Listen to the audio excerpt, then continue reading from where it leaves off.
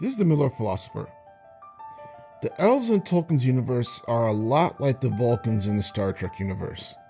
They're like humans, but they take things to a whole nother level. The first half of the published Silmarillion is a textbook case for this. You got family problems, internal strife, political issues, and personal grudges that span many centuries and even millennia. And one of the best examples of this is also one of the least well-known, I think, and misunderstood. The toxic marriage of Eol and Aredhel. Or rather, I'm going to dive into the reasons in universe behind this toxic relationship, and you may find it not what you think. So, a brief background. If you saw my last video on Aredhel, then you pretty much already know her deal. Essentially, think Galadriel, but more punk. Eol, however, is problematic. If anything, he is emo to Galadriel's punk, I guess you can say. He was a cousin to High King Thingol during the First Age, but was also known for being antisocial even before his encounter with the White Lady of the Noldor. Essentially, like I said, he was just kind of an emo personality, if such a thing existed in elf culture. Maybe they should have formed a band, or whatever qualifies as one amongst elves. Who knows?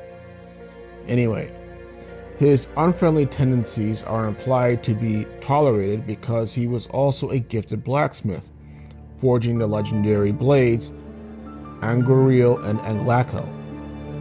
The former being a down payment, as it were, to go live off in his own mini-realm within Doriath's deep forests. Eol is arguably one of the most prejudiced characters in Tolkien's writings, and definitely amongst the elves, period. He gives the Sons of Fëanor a run for their money. He loved the pre-sunlit days of everlasting starlight, and blamed and cursed the Noldor because of how their arrival harkened the end of those days and the rising of the sun. If Thingol was suspicious and maybe even jealous of the Noldor princes, Eol outright hated them.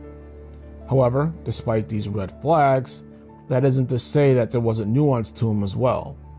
And I believe that nuance lay in how he perceived his cousin's marriage to Melian. The relationship of Thingol and Melian is legendary amongst the tales of the First Age and Tolkien fans, period. While its origins seem a bit cheesy to me, two heavenly randomly met in the forests of Doriath and just stared at each other's eyes for centuries, apparently, before finally doing anything. Basically the longest romantic movie and probably boring one ever. It still set the stage for a lot of the main characters that we know and love throughout the ages, and especially in The Lord of the Rings. Also, it establishes a love that is so devoted and intense that it forms the backbone of Sindarin culture before and during the Beleriand Wars, with Thingol being the political head and Melian, for all intents and purposes, being an advisor of sorts. And of course, they had Luthien, said to be the most beautiful of all elves during that age. I think Eol saw this, and being the antisocial introvert he's implied to be, apparently, was envious of it and wanted that for himself. It would also explain why he further chose to remove himself from the court life of Menegroth as well, having to constantly look at that over and over again. In a way, it's kind of similar to what happened with his son Maeglin, I guess you can say. Anyways, look at the similarity in their stories. Both were Sindarin elves, meaning a woman of higher class from Valinor in a deep forest. Enchantments are involved, and a marriage is had that results in a single child. Hell, Thingol and Melian should have sued Eol for copyrights. Either way, though, it's on that basis that I say that Eol wanted his own Thingol-Melian love story, and Aredhel's random arrival in his forest realm seemed to provide that. But what is also provided was, again, a tainted source, because unlike the original, Eol's ability to love was tainted by his hatred for the Noldor and his extreme introverted nature. Yes, he often traveled abroad and was taught and hung out with dwarves quite often in the Blue Mountains, but that was because they shared similar tendencies, with dwarves also being kind of secretive and only dealing with people pretty much when they had to. While their marriage was not toxic at first, just like oftentimes in the real world, Eol's prejudice eventually poisoned it, because no matter how much Aredhel may have loved him, or that he tried to isolate her from the outside world so that she would become like him, Aredhel was still and would always be a Noldor, an Eldar, an elf lord of the holy west of Valinor. There was no changing that.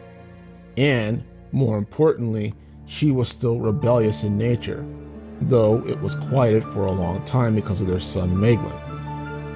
Eol's insecurities would always haunt him, only made worse by the fact that, as I stated at the start of the video, that he was an immortal, and thus everything human felt would have been exacerbated to a whole other level.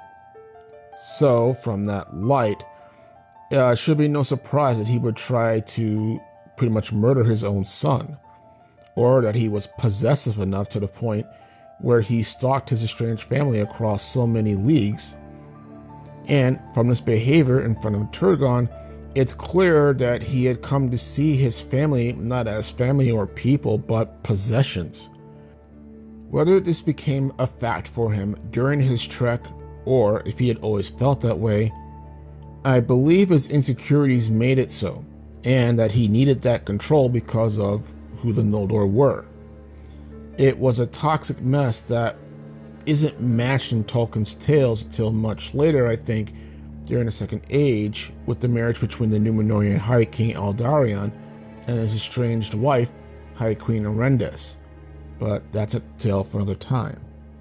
But basically, Eol was this emo, introverted elf who basically wanted to have what everyone wanted to have pretty much, which was to be loved by somebody, and couldn't get over his own issues, and that caused problems that eventually got him, his son, and his wife eventually killed, unfortunately. So it's a really toxic mess and a tragic tale, even amongst elves. Having said all that, what are your guys' thoughts? Do you think Eol wanted to have a relationship like his cousin? Or do you think that he had a whole other reason that was entirely different? Do you think he always saw his family as possessions, or that it changed at some point for him? Let me know in the comments below. But otherwise, this is the Middle-earth Philosopher, and you guys have a good day.